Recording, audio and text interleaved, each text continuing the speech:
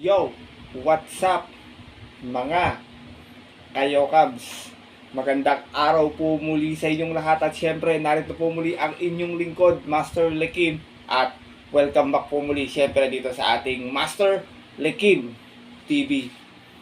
Bago ko po simulan tong ating video ngayong araw mga bayang karerista, make sure na dapat nakalike na po tayo, nakasubscribe, pakishare na rin po itong ating video. Syempre, huwag pong kalimutan i-hit yung notification bell or bell icon para po maging updated po kayo sa mga susunod ko pa po upload na video. Nag-upload po tayo ng video dito sa ating YouTube channel about sa karera po, racing tips, analysis, mga dapat abangan kabayo, upcoming events po. Kaya kung hindi ka pa nakasubscribe kayo kabsa, hit mo na yung notification bell. Salamat po. At ngayong araw mga bayang karerista, meron tayong muling maikling video para po sa mga kabayong dapat na nating abangang maaaring makadihado or maaari naman pong mayamado na sa bentahan sa mga susunod darating nating karera, kasi itong mga to, tingin ko kumukuha lang ng tamang tempo, grupo, at syempre nag-aasam din ng mga yummy dividends. Kaya sigurado ko magugustuhan nito mga bayang karerista. Iba nito mga nasipat kung meron na ginagalaw-galawan na. Siyempre hindi ko na rin papatagalin agad yan bayang karerista. Pupuntahan po natin agad dito matapos lamang po yung ating maikling intro. Kaya let's go mga kayo Cubs!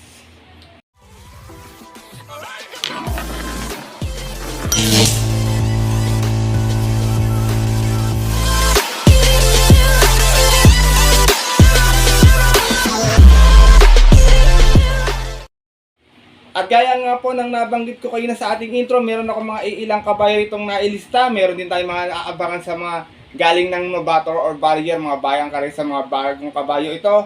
Kaya sana kung may hawak ang ballpen din at papel, pwede mong ilista to para kung sakaling makita mo to sa susunod na mga lineup na darating na karera, maaari mo isama sa yung diskarte at mga rota na sana makadihado po at makachamba, makapagbigay sa atin ng yummy dividends. Kaya ito, simulan ko na rin agad to ating video na to mga bayang karerista. Unahin ko po muna yung mga dapat natin abangang mga Novato or Barrier run na kabayo. Ito si Sabi Ko Na.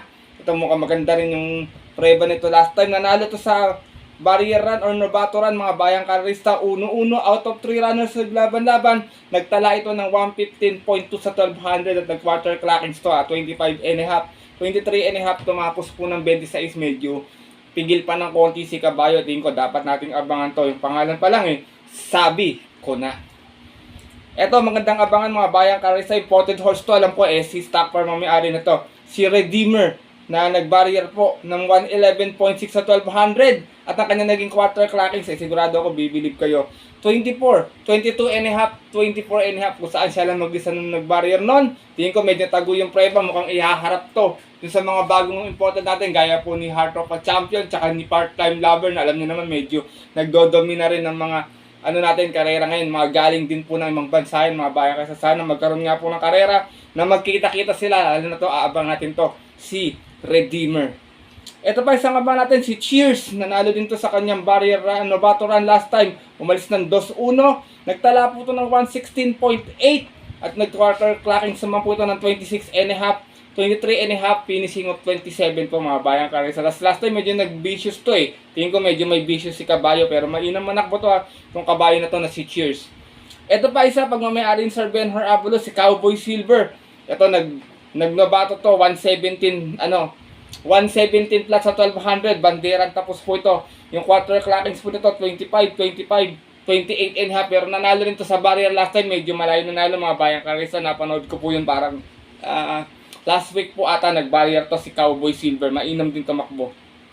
Ito pa isa nakita ko sa Novato run, tong si Win of Change.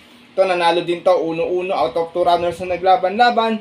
Meron naman tong tinalang preba quarter clockings, kumbaga 25, 24 and a half, and 28. Hindi ko na ilista kung ano yung naging preba niya. Sorry, hindi ko pala nailagay dito sa notebook yung naging preba niya nung Barrier, Novato na yung pagpaumanhin bayang karerista. Yan yung mga dapat nating abangan na presko. Galing po ng Barrier at Novato. Maaari nating makita sa mga susunod darating na karera. Sigurado ako, iba rito po na sa maiden, 4-year-old maiden and above yung non-winner po.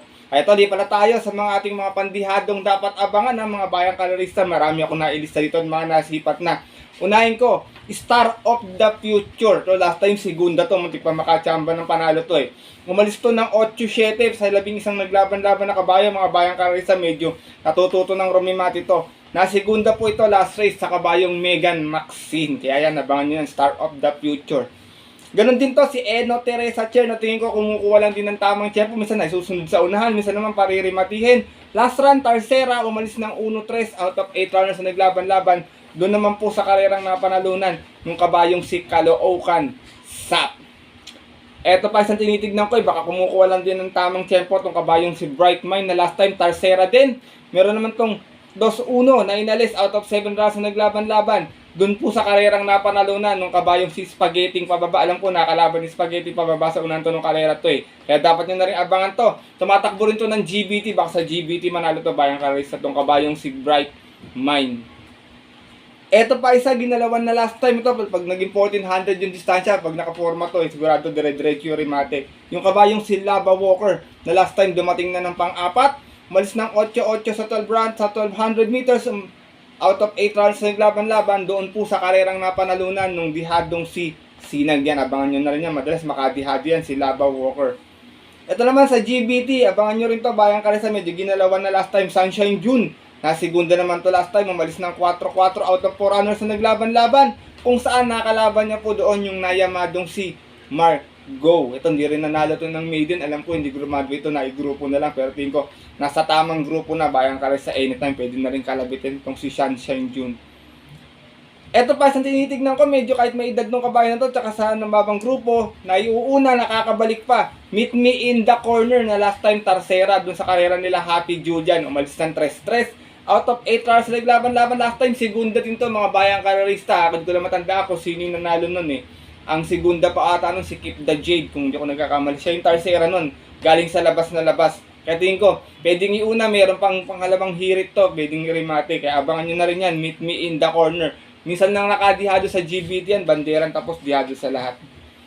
Eto tingin ko, nakapagpagbag na ng kalawang to, bayang karerista. Pag nakaporma sa unahan to, sigurado ako may kalalagyan din sila dito. Yana Silver, na dumating naman pong pampito noon. Umalis ng 1-5 out of full gate na naglaban-laban. Doon po sa karerang napanalunan nung kabayong si Sky Story. Alam niyo naman tong si Yana Silver na to, nakakabangga pa ni Most Grateful to. Talagang tumatagal sa unahan to, lalo na pag nakaporma ng kwartos to. Kaya yan, pwede nyo rin po isama sa susunod na kahit anong grupo pa, 22, 27, 28, 33. Kasi sanay sa malalakas na laban to si Yana Silver. Eto, napahinga to eh kasi nagkaroon to ng bisyo, medyo hindi lumalabas sa aparato pero I hope na i-correct na. Mr. Dynamic na last time dumating naman pong pang-5, umalis ng 18 out of 12 runners na naglaban-laban. Doon po sa karerang napanalunan ni Lucky Strike. Tingin ko isang baba pa ng grupo to, baka makachamba na to. Pero minsan nang sinubukan to eh, Mr. Dynamic, 1200 meters, kaya talagang aparato lang yung problema nitong kabayo na to.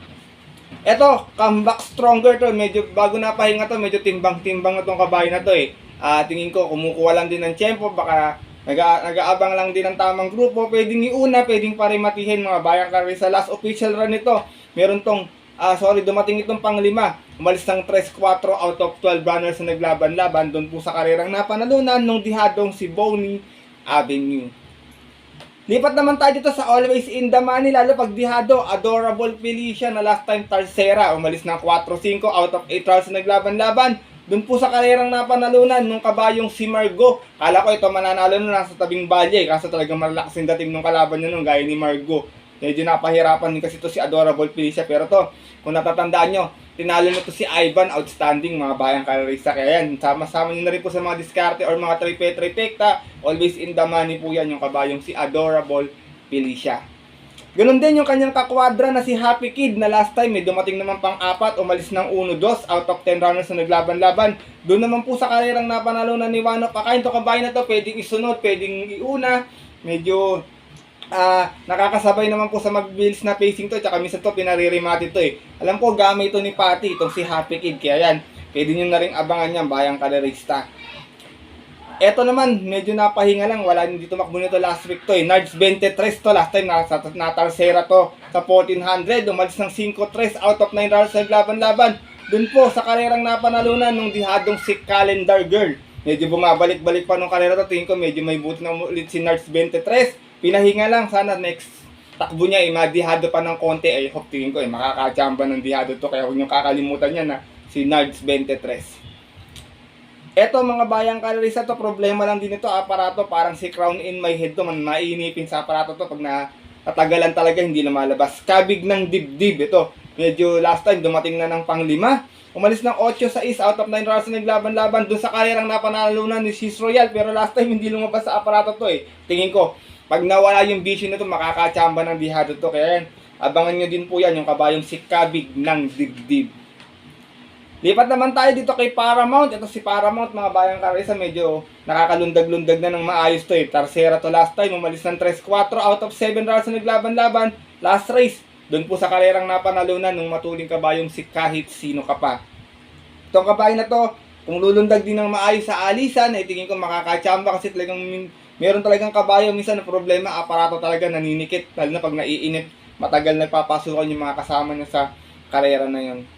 At last but not the least ko, non-winner, bayang karerista, huwag niyong kaliligtaan ha. Madalas po nagkakaroon ng dihado sa mga non-winner na 3-year-old maiden, kahit malakas yung laban, medyo nakakachamba, kagaya nga po ng last Sunday, si Madam Ruby, biruin nyo ha, hindi natimbang nung huling karera, pero ang lakas ng tinalo nung huli. Talagang mga imported pa yung tinalo to. Abangan nyo po ito, pangalan pa lang, may talagang pangsama na, Bayanihan, na dumating naman pong pang-4 last time, umalis ng 1-2, may angkin tulin sa unahan to, mga bayang karerista eh. Out of 5 rounds naglaban-laban, doon po sa karerang napanalunan nung heavy favorite na si Grand Jackpot. Yan, abangan nyo, lalo na pag 1200 yung distansya, walang ganong matuli. Pag nakabuo ng kwarto set, sigurado ako bayanihan ang aabuti nila dito sa kabayan na to.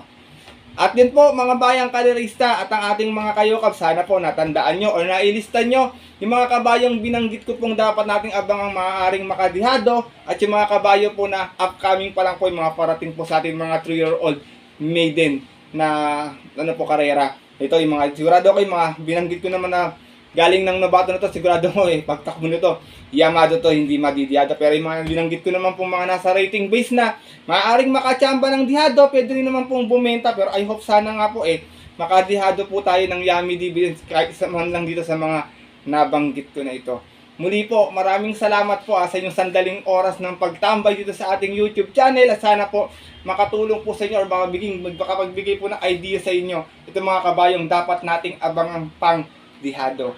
Muli, maraming salamat mga bayang karerista. Magkita kita sa susunod ko pong upload na video. Ito po muli ang inyong lingkod na nagsasabing God bless sa inyo lahat mga bayang karerista. Sana makachamba tayo ng Yummy Dividend sa susunod na mga darating pang karera. Alright.